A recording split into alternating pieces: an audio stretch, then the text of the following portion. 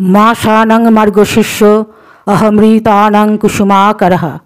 Shrimad Bhagavad guitar दशम अध्यायेर 35 number श्लोक।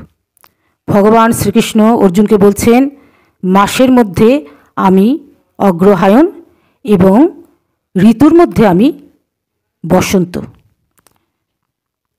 आजकेर पर्वेर विषय हलो दोलযাত্রায় राधाकृष्ण पुजोर जे पद्धति सेटा निये आमी आलोचना करছি।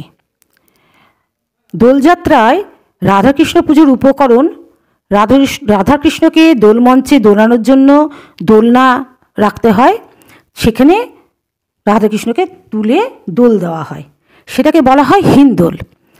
আর কি লাগে? সাদা ফুল, মালা, তুলসী পাতা, মিষ্টি, ফল আর লাল হলুদ আবির, ধূপ প্রদীপ ইত্যাদি आरतिर जन्य। बेशी किछु लागे ना उपकरण, तबुओ एइटुकु दिलेई राधाकृष्ण पुजो हये जाय। एबार श्रीकृष्णेर प्रणाम मंत्र बोलছি। हे कृष्ण करुणा सिंधु दीनबंधो जगत्पते गोपेश गोपिकाकान्त राधाकान्त नमस्तुते। एबार राधारानीर प्रणाम मंत्र बोलছি।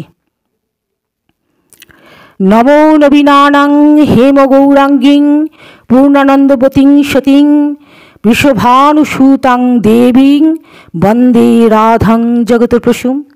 आबार बोलছি। नमो नवीनानां हेम गौरांगीं पूर्णानंदवतीं सतीं वृषभानुसूतां देवीं वंदे राधां जगत्प्रसूं।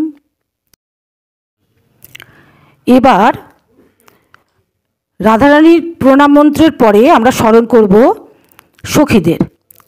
चंद्रावली, रतिमंजरी, श्यामला, शशिकला, चित्रा, ललिता, विशाखा, मदन सुंदरी, अंगदेवी, सुदेवी, चम्पकलता, तुंगविद्या, शशिरेखा, हरिप्रिया, पद्मा, सब्बा, भद्रा, कोटि जोगिनीभ्यो नमो, कोटि जोगिनीभ्यो नमो।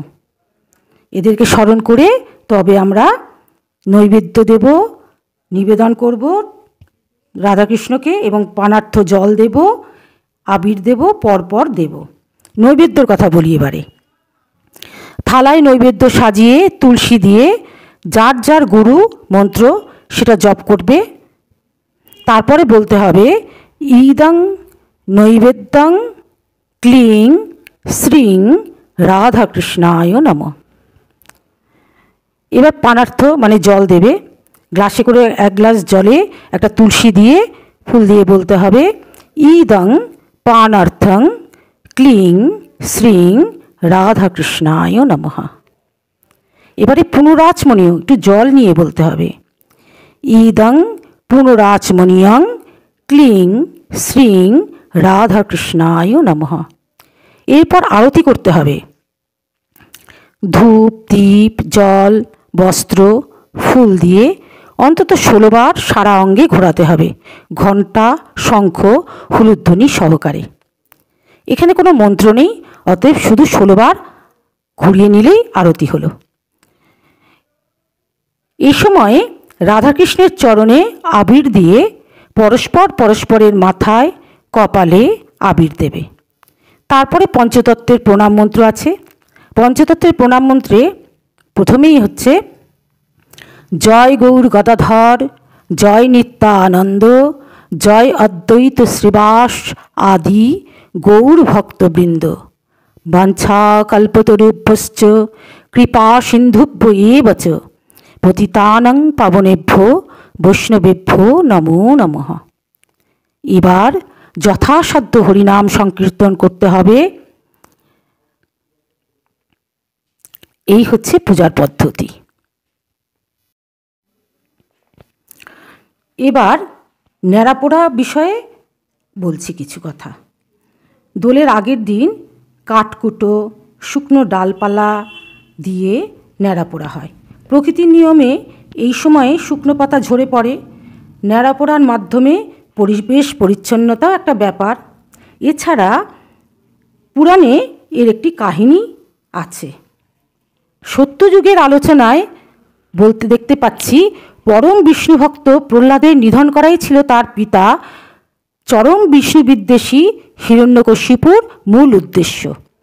এই উদ্দেশ্য সাধনের জন্য সে একাধিকবার প্রচেষ্টা চালায়, কিন্তু বারবার ব্যর্থ হয়।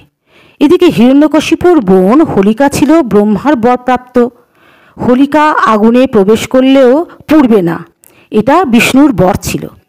কিন্তু ব্রহ্মা শর্ত দিয়েছিলেন যে একা আগুনে প্রবেশ করতে হবে। হিরণ্যকশিপুর কথায় প্রহ্লাদকে নিয়ে যে আগুনে প্রবেশ করলো হোলিকা, তাতে কি হলো? পুড়ে ছাই হয়ে গেল হোলিকা।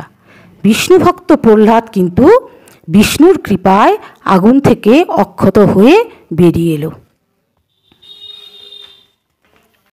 দোল উৎসব আনন্দে পালন করো, তোমার আনন্দ যেন অন্যের কষ্ট না হয়। এরকম ভিডিও নিয়ে আবারও আসবো। ততক্ষণ খুব ভালো থেকো, আনন্দে থেকো। হরে কৃষ্ণ, জয় রাধারানী।